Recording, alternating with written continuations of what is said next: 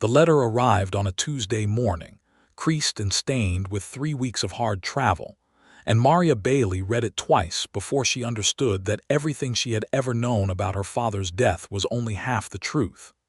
She stood in the narrow kitchen of her aunt's house in Santa Fe, New Mexico Territory, the year 1882, pressing down on her shoulders like the heat of a midsummer noon.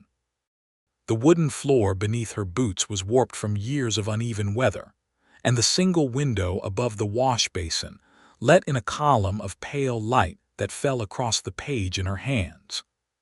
Her Aunt Clara was somewhere in the back room, muttering prayers the way she always did on mornings when the world felt too uncertain to face without divine assistance. The letter was from a man named Douglas Prout, a land attorney in the town of Cutter's Bluff, some 200 miles northeast of Santa Fe, nestled in the foothills of the Sangre de Cristo Mountains. Prout wrote in the careful, deliberate hand of a man who had spent his professional life reducing complicated human disasters to clean legal language. He explained that her father, James Bailey, had died 6 months prior. Maria already knew this. She had buried her grief deep and kept it buried, but what she did not know was that her father had been owed a debt. A substantial one. James Bailey had lent a man named Albert Calloway $400 in the spring of 1880, 2 years before his passing. The loan had been made in good faith, sealed with a hand-written promissory note that Prout had located among James Bailey's personal effects when settling the estate. Albert Calloway, Prout explained, was a rancher operating some 40 miles outside Cutter's Bluff, a man of reasonable property, and the debt had never been repaid. As the sole surviving heir of James Bailey, the debt now belonged to Maria, $400. In 1882, $400 was not a small thing. It was the difference between a woman scraping by in her aunt's spare room and a woman with genuine options. It was land, or a fresh start, or a year of breathing without panic pressing on her ribs. Maria folded the letter carefully. She was 24 years old, dark-haired and sun-bronzed, with her father's stubborn jaw and her mother's deep brown eyes. She had been working for $2 a week helping Clara take in laundry, and the work was honest but it was grinding, and there were mornings when she woke up and felt like the weight of her circumstances would flatten her before breakfast. She put the letter in her coat pocket, walked to the back room, and told Clara she was leaving. Clara looked up from her Bible with the expression of a woman who had expected this but hoped otherwise. "Maria, you cannot ride 200 miles alone to demand money from a stranger." "I am not demanding," Maria said quietly, pulling her coat from the peg by the door. "I am collecting what is owed." She spent 2 days preparing. She sold her mother's silver brooch, the only piece of jewelry she owned, to buy a sound mare, a dun-colored animal she named Tuesday after the day the letter arrived. She packed light, bedroll, canteen, a small satchel of food, her father's old Colt revolver which she knew how to use because James Bailey had believed very firmly that a woman in the New Mexico Territory needed to know such things. She had the letter and the promissory note, a copy of which Prout had enclosed. She had a hand-drawn map Prout had included, showing the road northeast through the mountains. On the morning she rode out of Santa Fe, the sky was the color of a blue plate, enormous and clear, and the mountains on the horizon looked like torn paper held up against it. Maria Bailey was afraid, but fear and forward motion were not mutually exclusive. Her father had taught her that too. The road through the Sangre de Cristo Mountains was not a gentle thing. It was 2 ruts worn into red clay, winding upward through scrub oak and piñon pine, dotted with the occasional cluster of adobe houses where she could water the horse and buy a meal. She camped 2 nights on the trail, sleeping close to the fire she built herself, the revolver close at hand. No one bothered her. The land itself was grand and indifferent, the kind of landscape that made a person feel very small and paradoxically very free. She arrived in Cutter's Bluff on a Friday afternoon, trail-dusted and saddle-sore but upright. The town was modest, A main street of false-fronted timber buildings, a livery stable at one end, a church at the other, and between them the usual assortment of a frontier settlement: general store, saloon, telegraph office, land attorney's office. Children ran across the street in front of Tuesday's nose, and a woman in a calico dress swept her porch and watched Maria ride past with undisguised curiosity. Douglas Prout was a thin man in his 50s with spectacles and ink-stained fingers, and he welcomed Maria into his office with evident relief, as if her arrival resolved a problem that had been nagging at him. "Miss Bailey," he said, shaking her hand, "I am glad you came. I was not certain you would." "I came," she said simply, sitting down across from his desk. He explained the situation in more detail. Albert Calloway had been formally notified of the debt 2 months ago, when Prout had first located the promissory note. Calloway had not disputed the debt. He had, in Prout's careful words, expressed his intention to settle the matter but had not yet produced the funds. "Is he a dishonest man?" Maria asked. Prout considered this carefully. "I do not believe so. I believe he has been in difficult circumstances since last year's drought. The cattle market in this region has not been kind, but the debt is legal and documented, and as the heir you are fully within your rights to pursue it." "What does pursuing it mean, practically speaking?" "It means riding out to the Calloway ranch and presenting yourself. The note is due. He either pays or he makes arrangements that are satisfactory to you." Maria nodded. "How far is his ranch?" "About 40 miles. Northeast past the Redrock Flats. There is a road." She spent that night at Cutter's Bluff's single boarding house, run by a woman named Mrs. Patterson who fed her salt pork and cornbread, and asked no questions beyond the necessary ones, which Maria appreciated. She slept in a real bed for the first time in 5 days and woke up with her mind already moving toward what came next. The road to the Calloway ranch took her out of town at first light on a Saturday, through grassland that rolled and dipped like the surface of a slow ocean, the mountains receding behind her and the sky widening ahead. The grass was the pale gold of late summer, still recovering from whatever drought Prout had mentioned, and here and there she could see the dry channels of what had once been creek beds, cracked earth running in shallow lines through the landscape.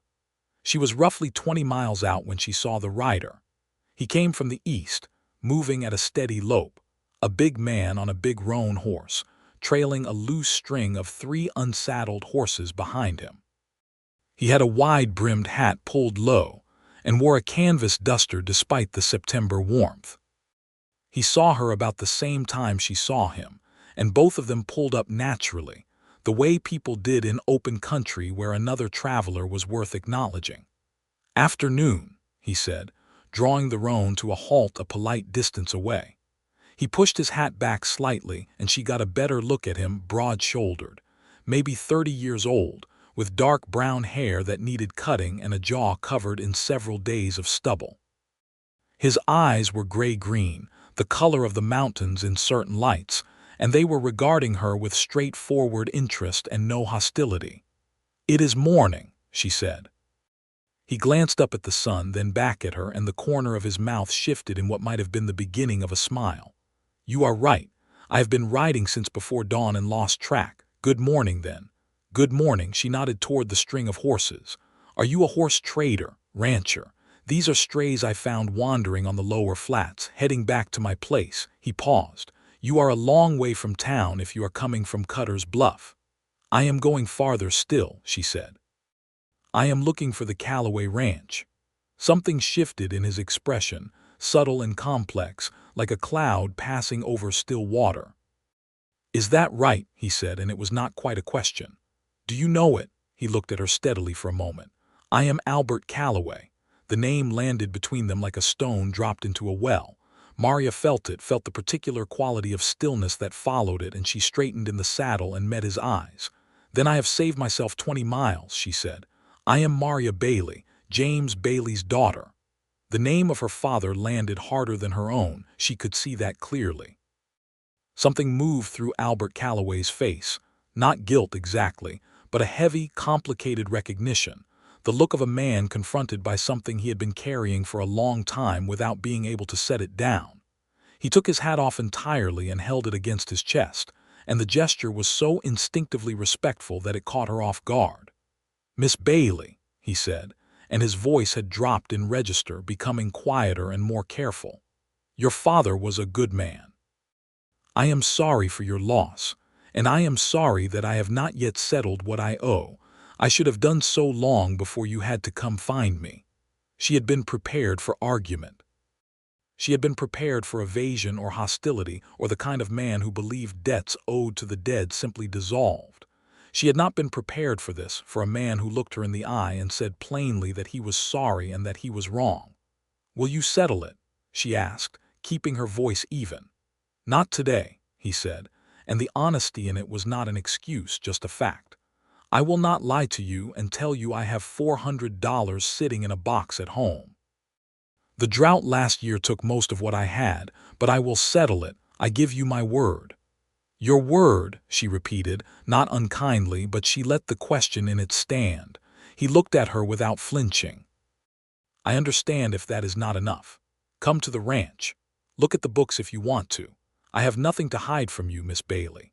If anything, I owe you more than $400. Your father's loan is the reason I still have a ranch to lose." She studied him for a long moment, this stranger who wore her father's loan somewhere behind his gray-green eyes, this man who stood hat in hand in the middle of open grassland and offered her his ledger books like they were an act of penance. "All right," she said, "show me the ranch." The Callaway Ranch was called the Redrock because of the outcropping of red sandstone that rose at the western edge of the property, a great raw slab of earth pushed up from below, glowing warm as an ember in the afternoon light. The main house was timber-framed with a wide porch, modest but solid, surrounded by the outbuildings of a working cattle operation, barn, bunkhouse, smokehouse, a chicken coop in better repair than the rest. There were cattle in the near pasture, not many but enough, and a kitchen garden growing along the south wall of the house that surprised her with its neatness.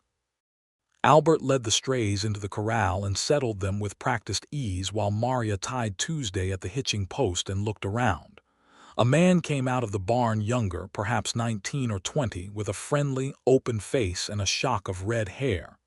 "This is Pete," Albert said, joining her. "He works the ranch with me. Pete, this is Miss Bailey. She will be staying a few days." Pete took off his hat and said hello with genuine good manners, and if the circumstances of her visit surprised him, he kept it to himself. She stayed on the porch while Albert went inside to check the stove and put coffee on, and she looked out at the land. It was beautiful in the way that hard, honest country is beautiful, not soft or decorative but true, every color and line of it earned by geography and weather. The Sangre de Cristo Mountains were a dark blue line to the west, and the sky above them was beginning to turn the deep gold of approaching evening. Albert brought 2 cups of coffee out to the porch and handed her one, and he leaned against the porch rail and looked out at the same view. "How long has the ranch been yours?" she asked. 4 years. "I bought the first parcel in '78, added the eastern section in '79. He paused. "That is when I borrowed from your father. How did you know him?" She had been wondering this since the road. Her father had been a traveling merchant in his later years, moving between towns with a wagon of dry goods, and his connections had been wide and often surprising. "He came through here in the spring of '79 with a wagon," Albert said. "I was trying to put together the money for the eastern parcel, and I was about 300 short, and then a fence blew down, and the cost of repairs put me even further behind. Your father sold me what I needed for the fence repair, and then sat down at that table in there and wrote out the note and lent me the rest. And he said," he stopped, and Maria saw his jaw work once. "He said he would rather put money in a man who was trying to build something honest than in a bank that would put it in something dishonest." Maria felt the grief move through her, familiar and dull, the grief of hearing her father's voice in someone else's telling. She took a sip of coffee and looked at the mountains. "That sounds like him," she said. "He came back through twice more," Albert continued. "In '80 and '81, We had dinner both times. I told him I would have the money by the end of '81, but then the drought came, and the cattle prices fell, and I had to choose between paying the note and keeping enough stock to survive the year. I wrote him a letter explaining. He looked at her. I did not know he had died until Prout sent word. He died in March, she said, quickly, his heart. I am sorry, Albert said again, and she believed him. They were quiet for a moment, the evening settling around them, and then she said, "Tell me what the ranch is actually worth." He looked at her with something that might have been appreciation for her directness. In property, a good bit more than 400, but in cash right now, not much. I have about 60 head of cattle that I am planning to drive to the rail depot in Las Vegas this autumn. If the price holds, that should clear a little over 300. I have some horses I can sell. By spring I should be able to clear the full debt. And if I take you to a judge, then I lose the ranch, he said, without drama or self-pity. The judgment would force a sale, the bank would get the mortgage, and I would walk away with enough to maybe buy a train ticket somewhere. And you would get your $400. She looked at him. He had said it plainly, without begging her not to do it, which she found she respected more than any amount of pleading would have earned him. "I am not going to take you to a judge," she said. He let out a breath, slow and quiet. "Thank you. I am going to stay until the autumn drive," she said. "I will ride with you to Las Vegas and take my portion of what you receive, and we will work out a schedule for the remainder." He looked at her then, really looked at her, and she could not entirely decipher what was in his expression. It was not resentment at being supervised. It was closer to something like surprise at finding a woman who dealt in terms and plans rather than tears or threats, who had ridden 200 miles alone and arrived at his ranch and was now sitting on his porch laying out a practical arrangement as calmly as a banker. "That is fair," he said, "more than fair. I am not trying to be generous," she told him honestly. "I need the money. But I am not in the business of ruining what someone has built when there is another way." She slept that night in the spare room, which was small but clean, and she lay in the dark listening to the sounds of the ranch, a horse shifting in the corral, the distant call of an owl, the creak of the house settling in the cooling night air. She thought about her father, about the fact that somewhere in the 2 years between his loan and his death, he had never mentioned the debt to her, never said a word about Albert Calloway. Had he considered it forgotten? Had he simply trusted that it would work out? That was like him too, she thought. James Bailey had been a man who lent without resentment and waited without pressure. And maybe the only reason the debt was being collected now was that lawyers had more obligation to follow up these things than fathers had. She thought about Albert Calloway, standing hat in hand on the grassland road, and she closed her eyes and let sleep come. The next morning she woke at dawn to the smell of coffee and wood smoke, and when she came out to the kitchen she found Albert at the stove already, frying salt pork and making cornmeal mush, and the domesticity of it, this large, serious man cooking breakfast in the gray, early light, caught her somewhere behind the ribs in a way she did not immediately examine. "Sit down," he said without turning around. "Coffee is on the table." She sat. Pete came in from outside a few minutes later, hung his hat on a peg, washed his hands in the basin by the door, and took his seat with the natural ease of a young man who had done this 10,000 mornings in a row. They ate without much conversation, the comfortable silence of people with work ahead of them. Outside the kitchen window the sky was going from dark blue to gold, and the cattle in the pasture were beginning to move. "What do you need doing today?" she asked Albert. He looked up from his plate. "You do not need to work, Miss Bailey. I am not going to sit on your porch for 6 weeks, she said. "And I know how to ride and how to mend fence and how to count cattle. My father taught me the practical things." He looked at her with that same quality of assessment, frank and not unkind. "Can you ride a full day?" "I rode from Santa Fe." Something like amusement moved across his face, brief and warm. "All right. Pete is moving the southern herd to the upper pasture today. If you want to ride along, there is a spare saddle in the barn." She rode that day until her legs ached and the sun had moved all the way across the sky. She was good on a horse, not flashy, but solid and instinctive, and Pete, who had clearly expected to find her decorative and inconvenient, warmed to her noticeably by midday. He was 18, she discovered, from a family in Colorado, working the Callaway Ranch for wages and board and the chance to learn the cattle business. He was good-natured and talkative once he decided someone was worth talking to, and by the time they were pushing the last of the southern herd through the gate to the upper pasture, he had told her about his family, his ambitions, and his deep personal conviction that Albert Callaway was the best cattleman in the New Mexico territory. "Is he?" she said, genuinely curious. "He knows the land like it is part of him," Pete said seriously. "He knows when the grass is going to fail before the grass knows it. He moved our herd 2 weeks before the drought really hit last year, had them up on the mountain pastures while everyone else's cattle were dying. We lost some, but not like other ranches." She thought about that as they rode back toward the ranch house in the long, gold evening light. She thought about a man who read the land that carefully, who paid attention, who planned ahead even when planning ahead was hard. She thought about what it meant that her father had lent money to this particular man. Albert was mending a section of fence near the east pasture when she rode past, and he looked up and pushed his hat back and watched her ride by, and she lifted a hand in acknowledgement without stopping, and he went back to his work. The days fell into a rhythm.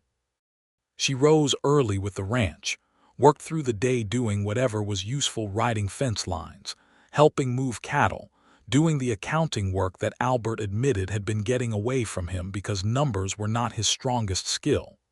This discovery came on her 3rd day, when she found the ranch ledger on the kitchen table and opened it out of curiosity and saw the state of it. "This is a mess," she said when Albert came in. He looked at the ledger and then at her, and he had the grace to look sheepish. "I know what money comes in and what goes out," he said. "I just do not always write it down correctly." "Sit down," she said. He sat, and she spent 2 hours that evening going through the ledger with him, reorganizing entries, finding errors, and creating a cleaner system.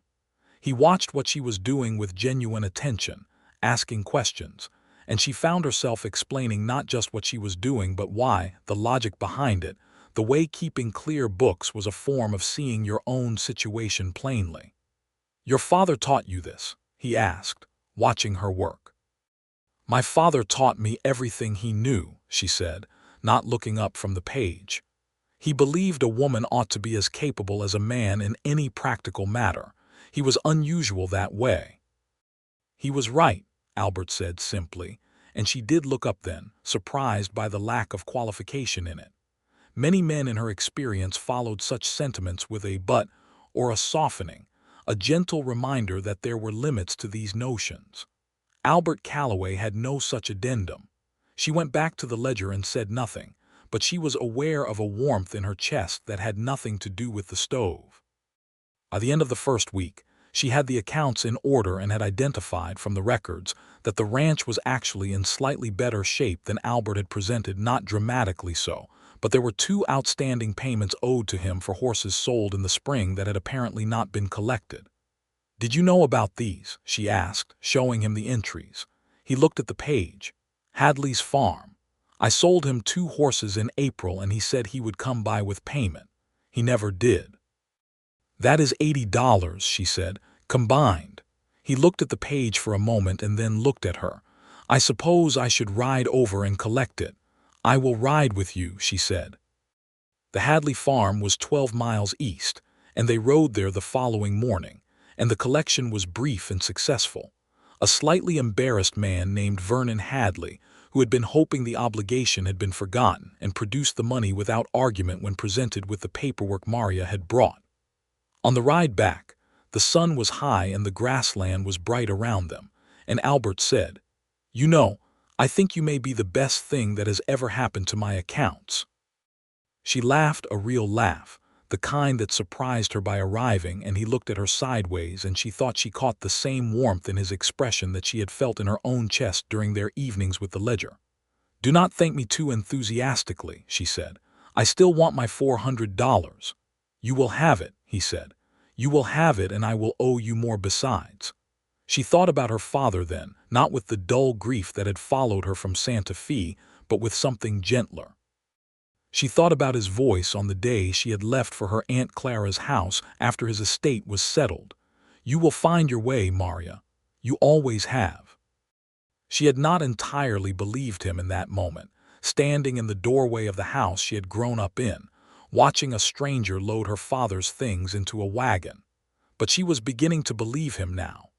The evenings became the part of the day she looked forward to most, which she noticed and did not entirely trust.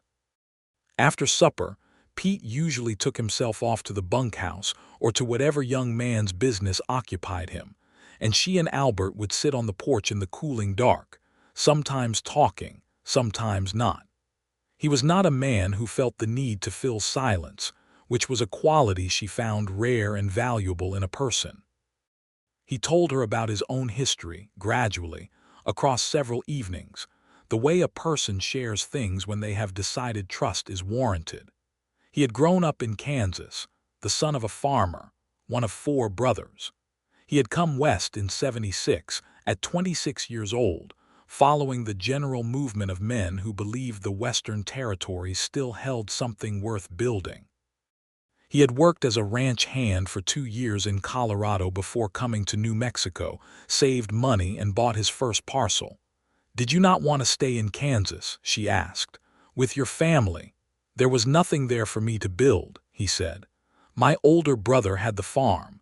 The 2 younger ones were following him. I needed something of my own." She understood this exactly. She had always understood the need to build something of one's own. It was perhaps the thing she and her father had most deeply in common, the restlessness of people who needed to be actively creating the shape of their lives rather than inheriting it. "And it is what you wanted?" she asked. "This land?" He looked out at the dark outline of the Reed Rock outcropping against the star-filled sky, and his expression was the most unguarded she had seen it. "The first morning I woke up here," he said, "I went out to the porch before dawn and watched the sun come up over the flats, and I thought, this is mine. Not the building, not the cattle, the sunrise, this particular one from this particular spot, that is mine." He paused. "I know that sounds strange." "It does not sound strange at all," she said quietly. He looked at her, and the porch was close and the night was quiet, and she was very aware of the space between them, which was not much. "What do you want to build, Miss Bailey?" he asked. No one had asked her this in a long time. People asked her what she was going to do, how she was going to manage, where she was going to live, how she was going to provide for herself. No one asked what she wanted to build. She thought about it honestly, looking at the stars. "Something permanent," she said finally.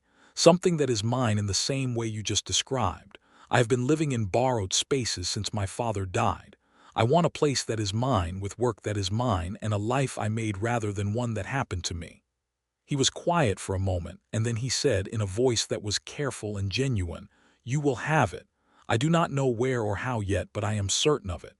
She looked at him in the dark. "You sound very sure of a thing you know nothing about." "I am sure of you," he said simply, and then seemed to realize he had said it and looked away at the mountains, and she looked away too, and they sat in the kind of silence that was no longer entirely comfortable but had become something else, something charged and tender and a little frightening. She told herself, that night in the spare room, that she was here to collect a debt. She told herself this firmly and clearly. She was a practical woman with a practical purpose, and the man was not her friend. He was her debtor, and she would do well to remember the distinction. She told herself all of this, and then lay in the dark listening to the owl again, and thought about the sound of his voice saying, "I am sure of you," and admitted to herself, very quietly, that the distinction was already becoming difficult to maintain. The town of Cutter's Bluff was 12 miles from the ranch, and they made the trip roughly once a week for supplies and correspondence. Maria began accompanying Albert on these trips, partly because she wanted to maintain her contact with Douglas Prout and keep him informed of the situation, And partly, she was honest enough to admit this because she enjoyed the rides. The road between the ranch and town was good grassland all the way, and on a fine morning in the New Mexico territory, there were few better things than a good horse and company worth talking to. It was on one of these trips, 3 weeks into her stay, that she encountered the more complicated social reality of Cutter's Bluff. The town had a particular opinion of Albert Calloway, she discovered. He was respected, clearly well regarded by the men he did business with, greeted warmly at the general store and the feed supply and the land office. But there was also, she noticed, a certain wariness in the way some people looked at her. A woman riding alongside a bachelor rancher, staying at his property with only a young ranch hand as third party. The most pointed expression of this came from a woman named Lorna Bryce, the wife of the town's largest landowner, who encountered Maria at the dry goods counter of the general store one morning, while Albert was at the feed supply down the street.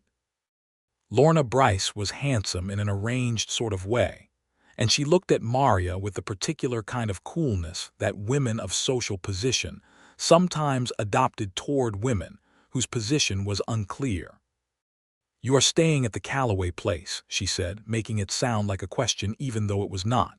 "I am," Maria said. "For how long?" "Until my business there is concluded." Lorna looked at her steadily. "And what business is that?" "Legal and financial business," Maria said pleasantly, "which I am happy to let Mr. Prude explain if you have questions about its nature." Lorna said nothing further, but the look she gave Maria on the way out of the store was not friendly. Maria bought her flour and sugar and went outside to wait for Albert and told herself she did not care what Lorna Bryce or anyone else in Cutter's Bluff thought about her circumstances. She told Albert about it on the ride home, partly because she thought he ought to know and partly because she found she wanted to tell him things, which was its own admission. He listened, and his expression was briefly irritated in the way of a man who finds social pettiness genuinely tiresome. "Lorna Bryce has a remarkable amount of interest in other people's lives for a woman with so much of her own to manage," he said. Maria smiled in spite of herself. "Are you worried about what people say?" He looked at her. "About you being at the ranch? No, my concern is whether you are comfortable, whether the situation is acceptable to you." "I am not easily made uncomfortable," she said. "I know," he said, and the admiration in it was quiet but unmistakable. She looked ahead at the road, at the wide golden grassland and the sky above it. "My father used to say that a person's reputation is a letter of introduction, and a letter of introduction only gets you in the door. What you do once you are inside is what actually matters." "Your father," Albert said, "was a wise man." "He was," she agreed. And the grief was there, but it was softer now, worn down by telling, by the particular way that Albert Calloway listened when she spoke about James Bailey, as if each thing she said about her father was valuable to him, as if he was building a portrait he intended to keep. The autumn cattle drive was set for the second week of October. Albert's plan was to drive 60 head to the rail depot in Las Vegas, New Mexico, where cattle buyers from Kansas City and Denver were expected, and sell at whatever the market would bear. He had been watching the market reports that came through on the telegraph in Cutter's Bluff, and the prices were holding better than they had in the drought year, which was encouraging. Maria said she would ride on the drive. Albert had initially resisted this, not out of any condescension about her capabilities. She had more than demonstrated those in the weeks since her arrival, but out of genuine concern about the physical conditions. A cattle drive, even a short one, was hard work and uncomfortable sleeping. "I have slept on the ground before," she pointed out. "I slept on the ground coming here. This is different. We will have the cattle and the weather in October can turn." "Albert," she said, and it was the first time she had used his given name without the Mr. preceding it, and they both noticed it simultaneously, and she felt the color come into her face but pressed forward. "I am going on the drive. It is my money you are collecting at the end of it." He looked at her for a moment with an expression she could not quite read, something layered and serious, and then he said, "All right." She heard him tell Pete that evening, while she was in the kitchen, and Pete said, "Good. She handles the remuda better than I do anyway," which was the highest practical compliment Pete was capable of offering. The drive set out on the morning of October 12th, a cool, clear morning with frost on the grass that the rising sun burned off by 8. There were 5 of them, Albert and Maria and Pete, plus 2 hired men named Cass and Roy who Albert brought in seasonally for the big drives. Cass was a former Army scout in his 40s, quiet and efficient. Roy was closer to 30, a square-faced man from Texas who was polite to Maria in a slightly formal way that suggested he was not entirely sure what to make of her but had decided to err on the side of good manners. The cattle moved well in the cool air, and Maria fell naturally into the rhythm of the drive, working the left flank while Pete worked the right and Cass and Roy took point and drag. Albert rode ahead and behind and everywhere, reading the herd the way Pete had described, knowing when they were about to spook before they did, adjusting the pace to the terrain, choosing campsites with the certainty of a man who had made this trip before and knew every water source and every patch of good grazing on the road. That first evening, they camped by a shallow creek lined with cottonwood trees just beginning to turn gold in the autumn, and Maria sat by the fire after supper and watched the stars multiply above her, and felt a profound and specific rightness about where she was. Not comfort exactly, she was tired and her back ached and she would have liked a hot bath, but rightness, the sense of being precisely in the place and moment where she was supposed to be. Albert sat down beside her, close enough that she could feel his warmth in the cooling night. "Good day," he said. "Very good," she agreed. "You have a natural way with cattle," he said. "That is not common in people who did not grow up with them." "I grew up with my father's horses," she said. "He had 4. I learned early that large animals are not so different from people in the end. They just want to know you are not going to do anything sudden."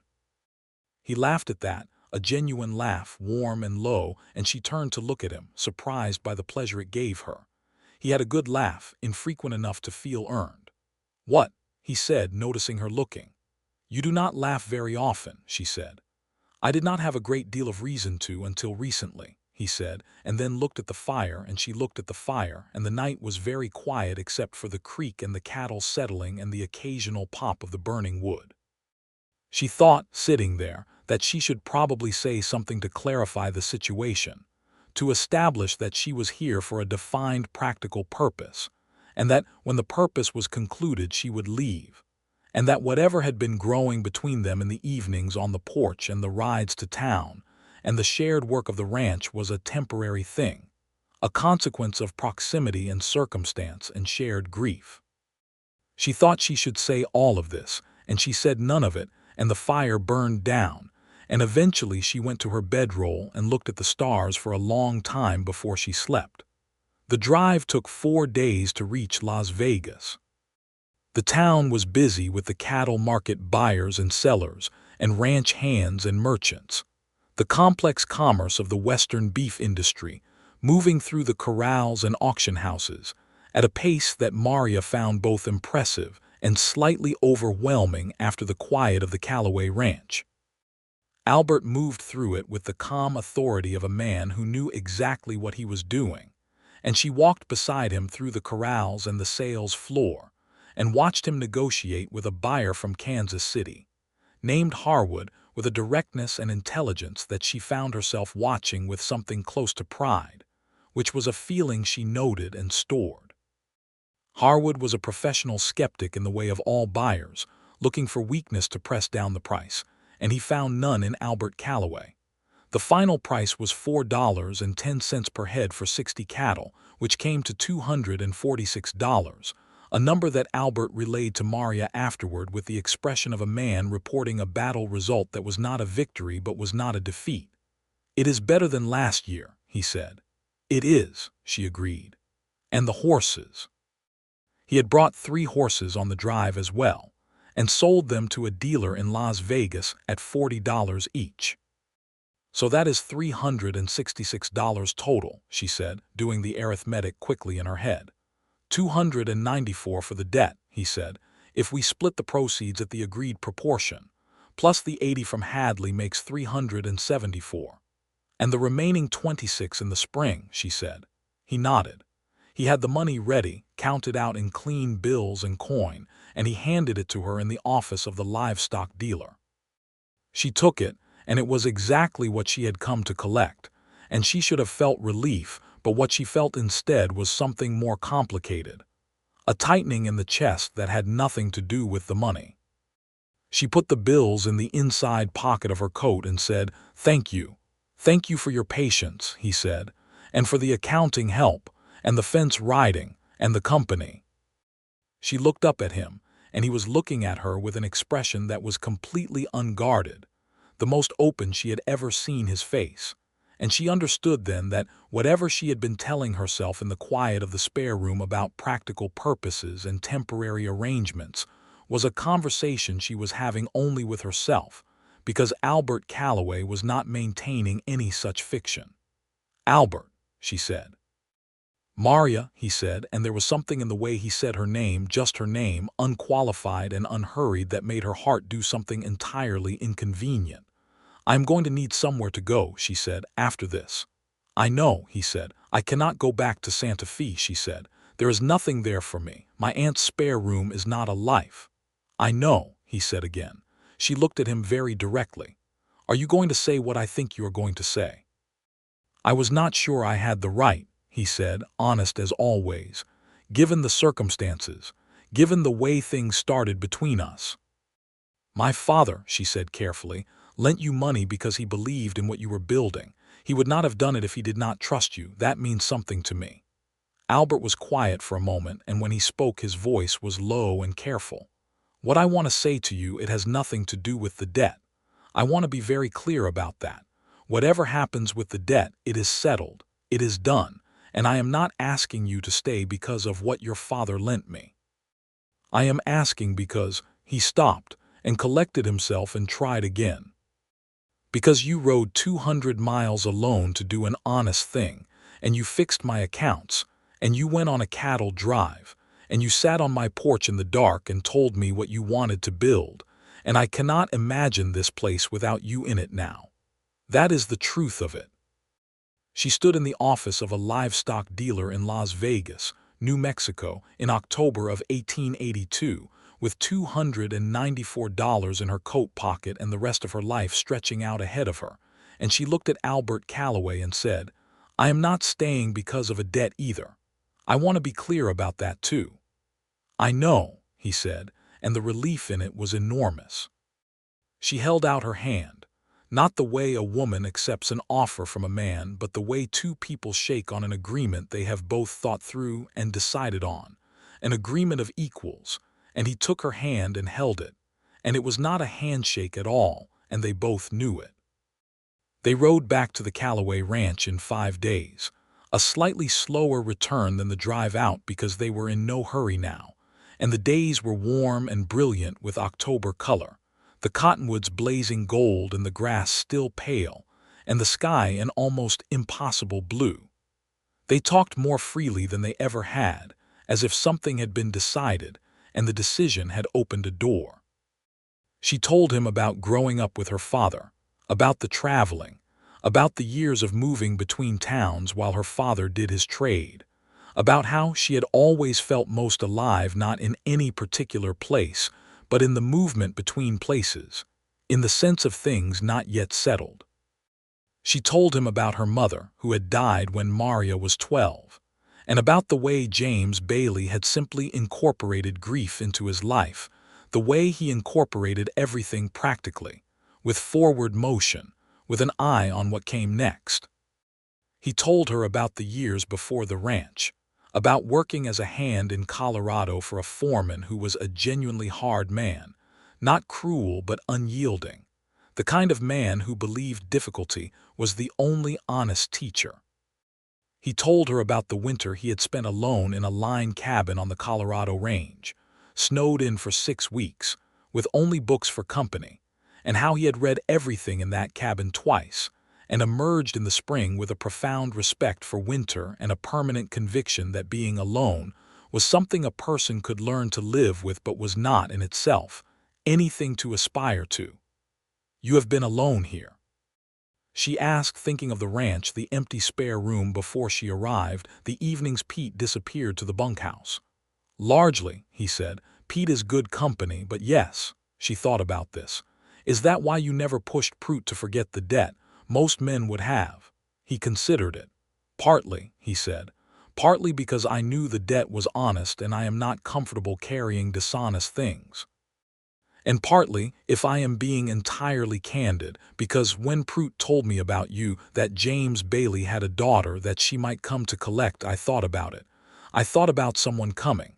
She looked at him. "You hoped someone would come?" He held her gaze without embarrassment. "I did not think she would be you," he said. "But yes." She laughed, and he laughed too, and they were riding side by side through golden grassland on a blue October afternoon, and the mountains were ahead of them, and the ranch was beyond the mountains, and it was all in that moment exactly enough. When they got back to the Callaway Ranch, Pete was so openly pleased at the look of things between them that he could barely contain himself, and his effort to appear normal was so obvious and charming that Maria was laughing before she even got off her horse. "What?" he said, all innocence. "Nothing," she said, still laughing. "Did the drive go well?" "The drive went very well," Albert said, giving Pete a look that communicated both awareness of his transparent delight and affectionate tolerance of it. The weeks that followed were among the richest of her life, and she recognized them as such while they were happening, which was a gift she had learned from her father, the ability to notice when a good thing was occurring rather than only recognizing it in retrospect. She was not idle. She took over the ranch accounts formally, establishing a system that accounted for all income and expenses, projected the cash needs for the coming year, and identified where the operation could become more efficient. She rode the fence lines with Albert and Pete, helping to winterize the pastures before the cold came. She tended the kitchen garden and preserved what remained of the summer's growing. Albert began to include her in every decision about the ranch as naturally as breathing, not asking her permission but asking her opinion, sharing his reasoning and listening to hers. She found she had opinions, good ones, built from the accounting work and the observation of the past weeks, and she stated them plainly, and he considered them genuinely, and sometimes he changed his mind, and sometimes he did not, but either way the conversation felt like something true. One evening in early November, cold coming in from the mountains and the kitchen stove roaring against it, Albert sat across from her at the kitchen table and said, "I want to ask you to marry me." She looked up from the letter she was writing to her Aunt Clara. "I have been thinking about how to say this properly," he continued, with the slight unease of a man who is good at most things but has limited experience with this particular kind of declaration. "And I have not found a way that satisfies me, so I will just say it plainly. I want to marry you. I want this to be your ranch as much as mine. I want you to have the permanent thing you described, not borrowed, not temporary. Yours." She set down her pen. Her heart was doing the inconvenient thing again, the thing it had been doing with increasing frequency since Las Vegas. "You are not doing this because of the debt," she said, not a question but needing to say it. "Maria," he said with great patience and a little exasperation, "the debt is settled. You have the money. There is nothing between us now except what is actually between us." She looked at him across the kitchen table in the warm yellow light of the oil lamp, this man who had been her father's debtor and had become, in the space of 2 months, the clearest and most honest person she had known since James Bailey himself. "Yes," she said. He blinked. "Yes. Yes, I will marry you," she said. Was that not the question?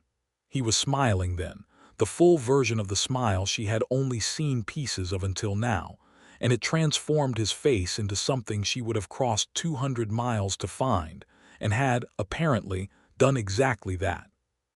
They were married in Cutter's Bluff on a Saturday in late November, in the church at the end of the main street, with Douglas Prout, as a witness and Pete standing beside Albert with a brand new shirt and his red hair tamed for the occasion, and Mrs.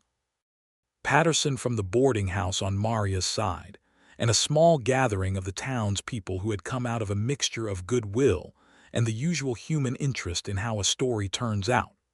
Lorna Bryce was also there, which surprised Maria until she saw, in the woman's expression, something that might have been genuine if reluctant approval. After the ceremony, while people milled about outside the church in the thin November sunlight, Lorna found her way to Maria's side and said, somewhat stiffly, "Albert Calloway is a good man. You would do well to know it." "I know it," Maria said. Lorna nodded, as if something had been concluded, and moved away, and Maria thought that perhaps that was the closest Lorna Bryce came to an apology, and decided it was sufficient. They rode back to the ranch that afternoon, just the two of them, Pete having elected to stay in town for the evening with some stated errand that fooled neither of them.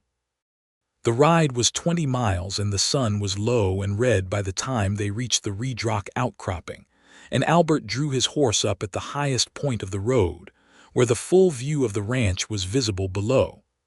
The house with its wide porch, the barn and outbuildings, the cattle in the near pasture, the dark line of the mountains behind. "I want you to see it this way," he said, gesturing at the view, "and know it is yours." She looked at it. The house with the warm light beginning to glow in the kitchen window where they had left the lamp burning. The garden along the south wall, bare now but dormant rather than dead. The corral where Tuesday and the roan were standing companionably together. "Ours," she said. He looked at her with everything he was, completely unguarded, and she leaned across the space between their horses and he met her there. And they kissed for the first time as husband and wife, unhurried in the fading red light of a November afternoon, with the whole of the land stretching out below them in every direction. The winter at the Calloway Ranch was the first winter of Maria's adult life that she spent in a place entirely her own, and she learned the particular pleasure of a house in winter. The way the cold outside made the warm inside feel earned, the way storms became events to weather together rather than threats to endure alone. She cooked and read and kept accounts and helped with the cattle, and in the evenings she and Albert sat by the fire and she discovered gradually, with the patience and pleasure that intimate knowledge requires, every facet of this man she had married. He was a reader.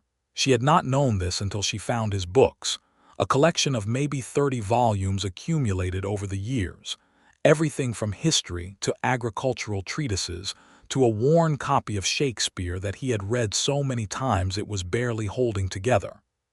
He was a careful listener, the kind who did not just wait for his turn to speak, but actually absorbed what was said to him and let it affect him. He was a good neighbor in the practical sense.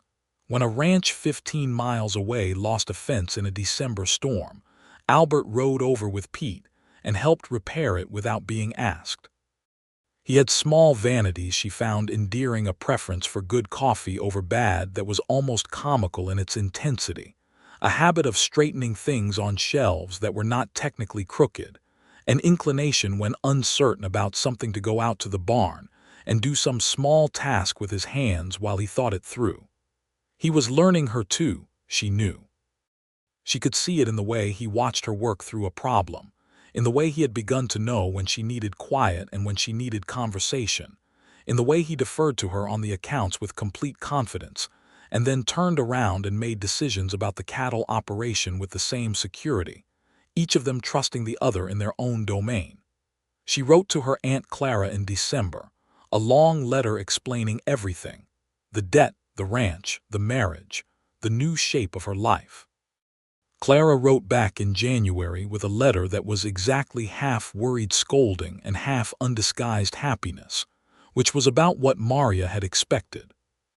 Clara also wrote that she was glad James's money had found its way to something good, which was a more gracious thing to say than Maria had expected, and she read that line twice and was grateful. In January, they dealt with a more serious problem. A man named Vance Crawford had been homesteading on a parcel of land adjacent to the Callaway Ranch's eastern boundary, and he had been gradually and illegally moving the boundary markers to expand his claimed territory at the Callaway Ranch's expense. Albert had known about it but had been dealing with the drought in the market and had not addressed it. Now, with the accounts in order and the situation clear, Maria brought it to his attention with documentation showing the original surveyed boundaries. Albert went to see Crawford with the survey papers, calmly and without hostility, and asked him to move the markers back. Crawford was a belligerent man who had apparently developed the impression that Albert Callaway was too preoccupied to notice or pursue the matter, and he refused. "I will take it to the land office," Albert said. "Go ahead," Crawford said. They went to the land office in Cutter's Bluff, and Maria presented the survey records and the documentation of the original boundaries with such thoroughness that the land officer, a methodical man named Henderson, ruled in the Callaway Ranch's favor within a week and sent a notice to Crawford that required him to restore the markers. Crawford was angry but complied, and the eastern boundary was restored, and Maria had the satisfaction of having solved a problem with paper and clear thinking rather than any kind of confrontation. Albert, that evening, looked at her with an expression of pure admiration. "You know," he said, "when Prout wrote and told me the Bailey heir was coming to collect, I was worried. And now," she said, "now I think it is the best thing that ever happened to this ranch," he said. "Careful," she said. "I am the best thing that ever happened to this ranch, and I know it." He laughed, that warm, low laugh she had come to love as precisely as she loved anything. "Yes," he said, "you are." Spring came to the Callaway Ranch the way it always came to the New Mexico territory. Not gently but suddenly, as if the land had been holding its breath all winter and finally released it. And one morning in March, Maria walked out onto the porch, and the air was different, softer and carrying something alive. And the mountains to the west had shed the worst of their snow and were dark green and brown against a sky of tender blue. The last $26 of the debt, which had become somewhat symbolic by this point, was produced by Albert on the first day of March with a small ceremony of his own invention. He came in from the barn with the coins and laid them on the kitchen table in front of her and said, "James Bailey's debt is paid in full." She looked at the coins and then at him. "It was paid the day I rode into your ranch," she said, and she meant it. He smiled. "Officially," he said. "I want it official." She picked up the coins and held them for a moment and thought about her father, about the spring day in 1879 when he had sat at this table and written out a promissory note and lent his trust to a man he had just met. She thought about what it meant that the most significant relationship of her adult life had begun with her father's generosity, that the debt her father had carried into his death had become the thread that led her here, to this kitchen, to this man, to this life. "Thank you," she said to Albert, meaning many things at once. "Thank you," he said, and meant just as many. By April, she knew she was expecting a child, and she carried the knowledge for 2 weeks, uncertain how to say it, turning it over in her mind like a stone that might be gold. She told him on a Sunday morning in late April, sitting on the porch with the early sun warm on both their faces and the ranch coming alive with spring around them. "I am going to have a baby," she said. He turned to look at her with an expression so completely undone by happiness that she felt tears come to her eyes for the first time in longer than she could remember, and she blinked them away fiercely, and he reached over and took her hand and held it. "When?" he managed. "November, I think. Maybe late October." He sat very still for a moment, holding her hand, looking at the mountains. "A child," he said quietly, and the weight of it was not heavy but full, the way that only good things are full. "You are not frightened?" she asked. "Terrified," he said honestly, "and more glad than I have ever been." She squeezed his hand. "I know," she said. She wrote to Clara with the news, and Clara wrote back within 3 weeks with a letter so filled with joy that it was barely coherent, and announced her intention to come and visit in the summer. She arrived in July, a small, round woman with sharp eyes and a tendency to organize other people's kitchens, and she looked around the Callaway Ranch with the expression of a woman conducting a thorough appraisal, and after 2 days pronounced Albert a good man and the ranch a good place, which were the two highest distinctions in Clara's vocabulary. Albert endured Clara's organizational tendencies with genuine good grace, and Maria caught him, more than once, helping Clara reorganize something without complaint, which told her more about his character than almost anything else could have. Clara, for her part, softened toward Albert with every passing day, until by the time she left at the end of July, she was giving him advice about the kitchen garden and the best way to lay in winter provisions, as if she had been doing it for years. Summer passed in the fullness of work and the particular sweetness of a first year that was also a last year of certain kinds of freedom. They expanded the kitchen garden and started a larger one, because Maria had become convinced, looking at the accounts and the costs of provisions from town, that more of their food should come from the land itself.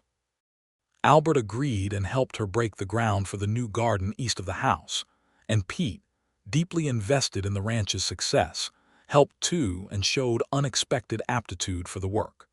They acquired 2 more horses and 3 more cattle from a neighbor going back east, and the ranch was growing, slowly but steadily, in exactly the way a thing grows when it is tended honestly and patiently.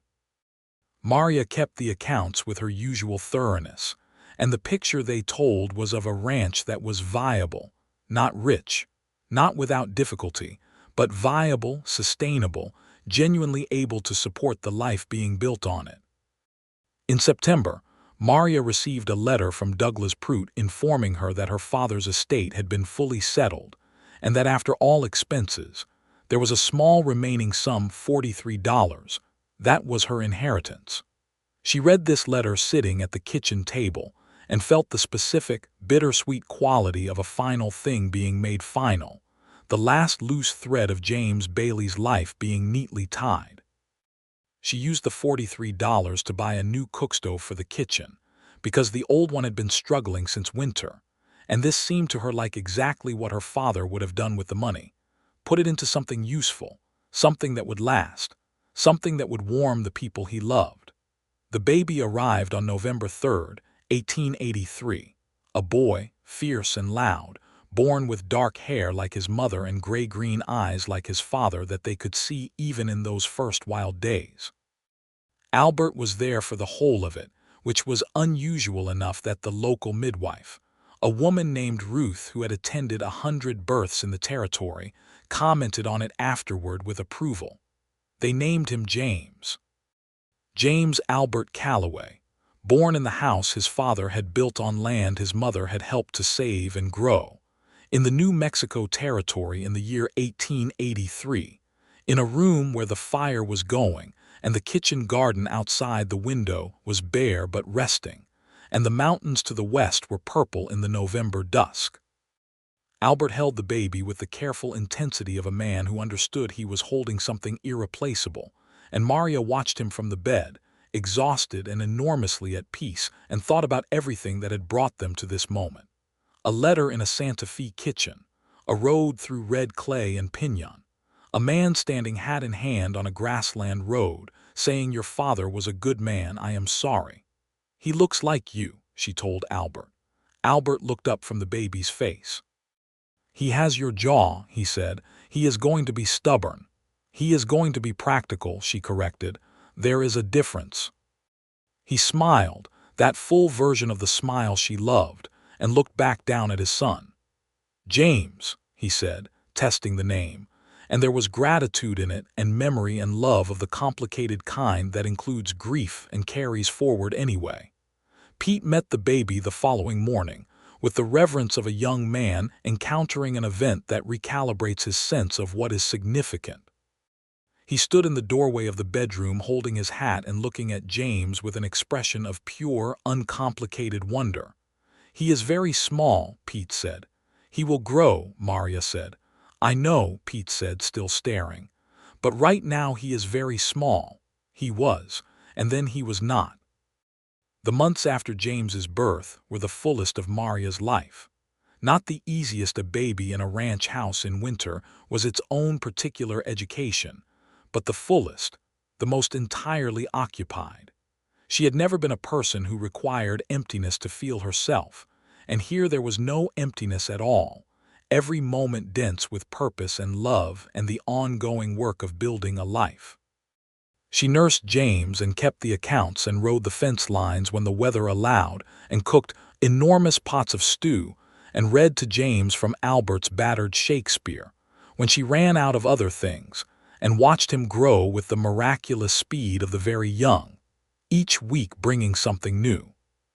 His first recognition of her face, his first real laugh, which arrived at 3 months old and was so delightful that even Albert, who was not given to excessive baby sentimentality, spent the rest of that evening trying to reproduce it.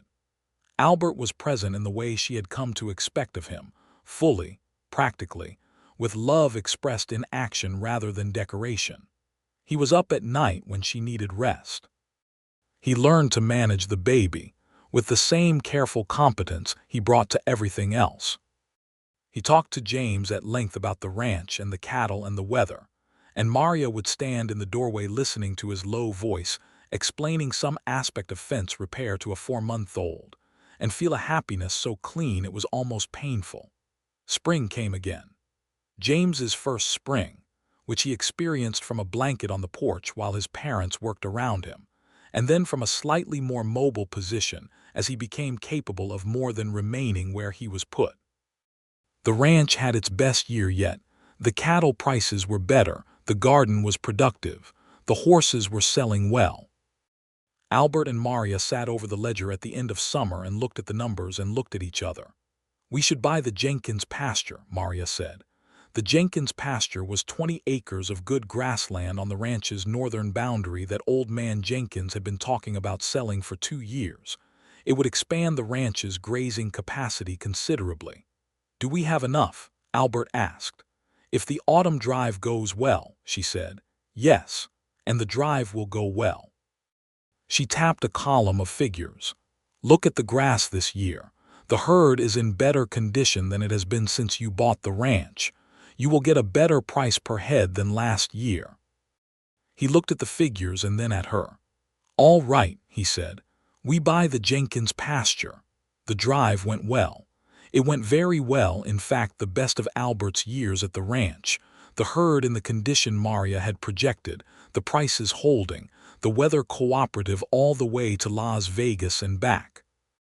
They bought the Jenkins pasture in October of 1884, and on the day the papers were signed in Pruett's office, Maria stood outside in the thin autumn sunlight and looked up at the sky and felt her father's presence so clearly it was almost physical, not grief, but recognition.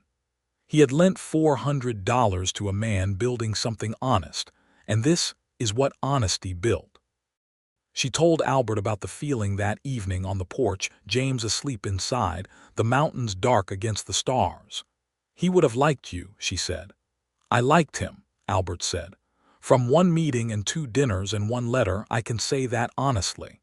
She leaned her head against his shoulder, something she had taken to doing in the evenings, fitting perfectly in the space between his shoulder and his jaw. He put his arm around her, and they sat looking at the stars above the Sangre de Cristo Mountains. And the ranch was quiet around them, and the baby was sleeping, and the land stretched away in every direction under the enormous New Mexico sky. "I want to tell you something," she said. "Tell me. When I got that letter in Santa Fe, Pruett's letter about the debt, I was so afraid," she said. "I was afraid of everything. Of the ride, of the confrontation, of being wrong about what I was doing, of being alone." She paused. "I rode 200 miles afraid." "I know," he said quietly. "I am not afraid anymore," she said. "I want you to know that. Not of the future, not of the life we are building. I wake up every morning and I am not afraid." He tightened his arm around her. For a while neither of them spoke, and the night was vast and quiet and entirely theirs. "Your father's money," he said eventually, "built this." "Really, it built this?" "No," she said. "Your work built this. His money helped you keep it long enough for me to find it." He thought about that. Then he deserves the credit either way. He would say it was just a loan, she said, smiling into his shoulder. Then he would be wrong, Albert said. It was everything. The years that followed were good ones. Not perfect, no years are perfect, and the New Mexico territory did not specialize in perfect, but good, solid, genuinely good. They weathered 2 more dry summers with better preparation than the first one, because Maria had ensured that the ranch always kept a sufficient reserve, and that the cattle were moved before the grass failed rather than after.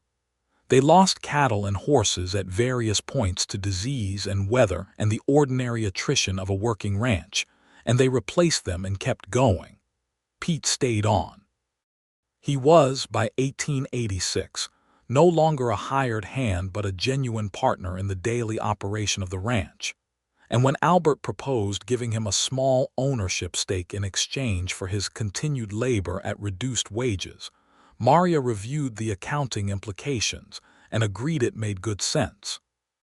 Pete accepted the offer with a speechlessness that lasted roughly 2 hours, after which he talked about very little else for a month. He was 23 by then, and looking at a girl in Cutter's Bluff with serious intentions, and Maria quietly hoped things worked out for him, because she had become deeply fond of Pete in the way you become fond of someone who is simply and consistently good.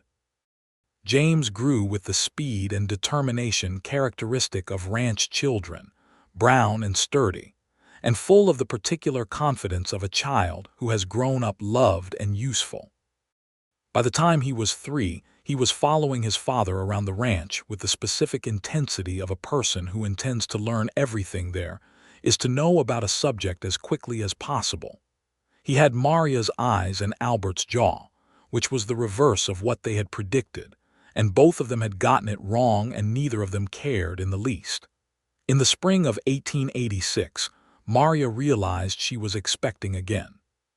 She told Albert on a morning in April, the same way she had told him the first time sitting on the porch, the mountains visible to the west, the ranch alive with spring. Albert's response was the same as the first time, enormous, wordless happiness, his hand finding hers the full smile. "Another boy?" he asked. "I have no idea," she said. "I did not know the first time either." "No," he said, "but James was a boy, so I thought perhaps that is not how it works," she said, with the patience of a woman who has discovered that her otherwise reasonable husband has some entirely unreasonable beliefs about heredity. Their daughter arrived in November of 1886, small and dark-haired like her brother, with an expression of profound dissatisfaction from the first hour that Ruth the midwife found very funny and Maria found deeply familiar. They named her Clara, for Maria's aunt, and Clara Bailey Calloway of Santa Fe was so overwhelmed by the honor that she made the journey out to the ranch, her first time making it in either direction, in the spring of 1887, at the age of 58, and spent 3 weeks cooing at her namesake and reorganizing everything in the house that had not been reorganized since her previous visit, and making James her devoted servant with very little effort. Because James, at 3.5, was already an excellent judge of who was worth impressing. Maria watched her aunt with her husband and her children and her ranch around her, and felt the fullness of things completed, the particular satisfaction of a life that had arrived at what it was supposed to be. The summer of 1887 was a good one. The ranch was in the best shape of its existence. The Jenkins pasture had been worth every dollar. The herd had grown to a size that made the operations genuinely profitable rather than merely sustainable, and the accounts that Maria kept in her clear, neat hand showed a ranch that was not just surviving but growing, and growing in the right direction. Douglas Prout retired from his legal practice that summer, and on the occasion of his retirement dinner, a small gathering at Mrs. Patterson's boarding house, Albert and Maria sat across from him and felt the pleasant circularity of things. Prout had, in his careful legal way, been the instrument of everything that followed, and he seemed to understand this in the way that lawyers sometimes understand the human consequences of documents with appreciation and a little wonder. I have handled a great many estates, Prout said, near the end of the evening, looking at them both. I cannot say that the results are usually so. He searched for the word. Satisfactory, Albert offered. I was going to say surprising, Prout said, but satisfactory is also accurate. On the ride home that night, with James asleep against Maria's shoulder and Clara bundled in the basket between them, Albert looked over at his family against the dark landscape and felt something he had no adequate word for. Gratitude was part of it. Wonder was part of it. The deep-rooted sense of a man who has built something real and knows it and knows he did not build it alone. "Maria," he said.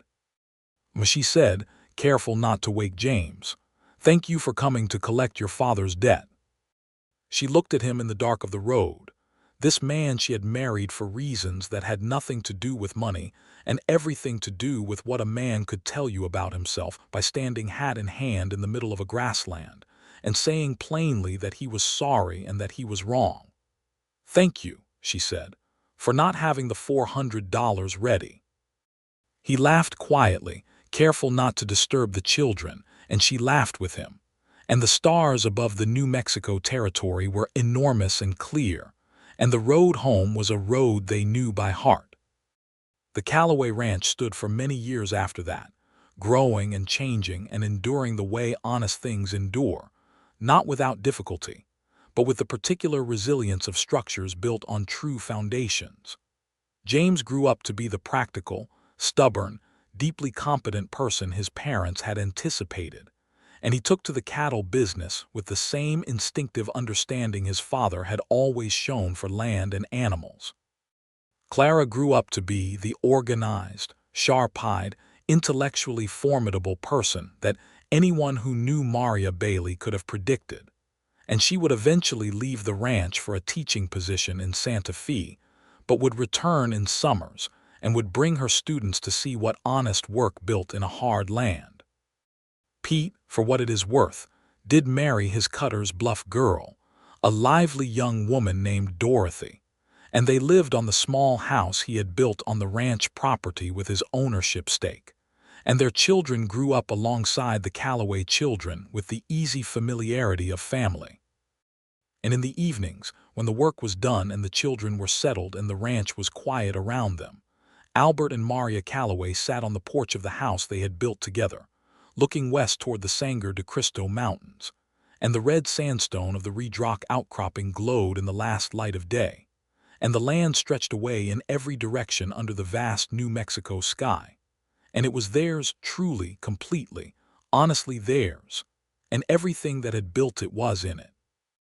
Her father's trust, his work, her determination, the long road from Santa Fe, the letter in a narrow kitchen, and the particular grace of a debt paid not in money, but in a life made whole.